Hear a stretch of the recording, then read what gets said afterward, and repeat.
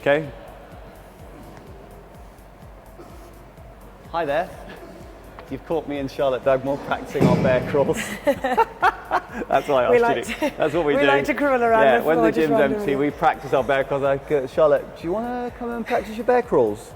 Yeah, Phil, I'll be down. Okay, I'll see you in the gym. Yeah, and I come in and she's practicing her bear crawls. So there's a reason why we practice our bear crawls, okay? Because a lot of people fuck them up.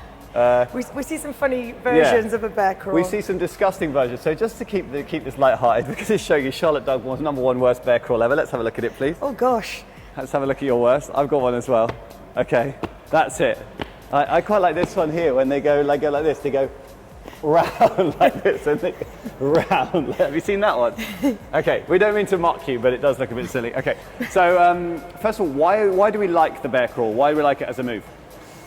A bit like running, it's like you're having to like move your whole body from point A to point B, so it's pretty exhausting actually. If you bear crawl for a minute, you're going to be knackered by the end of it. It is, and you do it right, it's an exhausting move. It does involve your whole body. Yeah, exactly, taking a lot of weight on your arms, so it actually really gets your shoulders burning as well if you do it properly. You know, one of the sports that uses bear crawls the most is actually wrestling, and if you look up wrestling, the Greeks did a lot of wrestling, right? If you look up wrestling, along with gymnastics, they are two of the hardest sports you can do, and they do a lot of bear crawls. So if they do it, it must be good for you, and it is.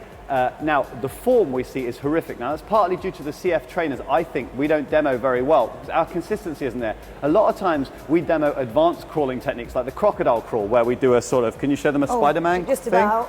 Where you go like that, where you're sort of like going really low. And I think that's because we're trying to show off a bit too much. So we're not really interested in that move. That's a very, very difficult move to do. Okay, you have to have an incredible amount of strength. You have to be very good at press-ups to do that. You don't need to do that to do a bear crawl. You just need to be able to take your weight in your hands. So, Charlotte, you've got a particular way of teaching the bear crawl, haven't you? I like to explain it, if you've never done it before, that you're going to start like a baby when they start to crawl, literally just on your hands and your knees. Okay, so you're going to start like that, and then just do a few steps forwards, just as you would as a child. And then all you need to do then is tuck your toes under, lift your knees a couple of inches off the floor, and then you can just start to get used to that crawling motion, which we haven't done for a lot of us since we were younger. Okay, so make that by keeping your knees nice and low to the floor. It means that your feet stay behind your hips rather than bringing that flat foot, which we don't want to see. We want to see on the toes, feet and hands quite far away from one another. That's good technique. That's one way you can learn it. The other way that I've basically tried to teach people is that if you imagine that there's a meter between your hands and your feet, and you never ever let that line cross. So one of the problems we see, or the main problem we see with bear crawls, is that people try and take the weight in their legs. So they go like this, and then they bring their legs up here, and then they walk, and then they bring their legs up here. So if you imagine there's a meter between your feet and your hands, let's say 3 foot like this, and you never ever let that, you take small steps, you never let the feet and hands come less than a meter, 1 meter, 1 meter, then you're going to be in good bear crawl position.